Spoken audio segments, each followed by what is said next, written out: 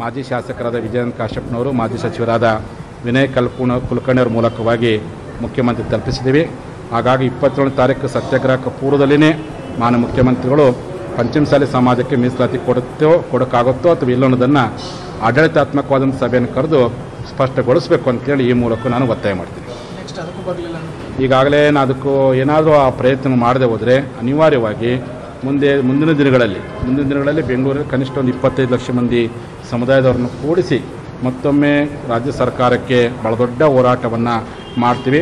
ಅಷ್ಟರೊಳಗೆ ಮೀಸಲಾತಿ ಕೊಟ್ಟರೆ ಬಸವರಾಜ ಬೊಮ್ಮಾಯಿಯವರಿಗೆ ಡೈಮಂಡ್ ಕಲಸಕ್ಕರೆ ತುಲಾಭಾರ ಮಾಡ್ತೀವಿ. ಕೊಡದೆ ಹೋದರೆ ಹೋರಾಟ ಮಾಡಲಿಕ್ಕೆ ತೀರ್ಮಾನ ಕೈಗೊಳ್ಳಬೇಕು.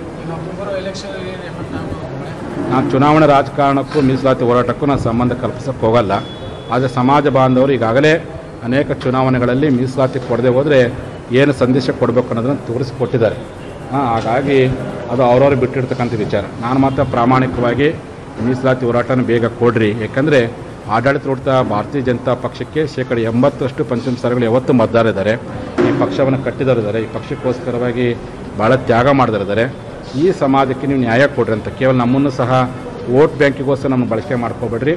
ನಾವು ನಿಮ್ಗೆ ವೋಟ್ ಬ್ಯಾಂಕ್ ಆಗಿದ್ದೀವಿ. ನಮಗೆ ನೀವೇನು ಕೊಡಬೇಕು?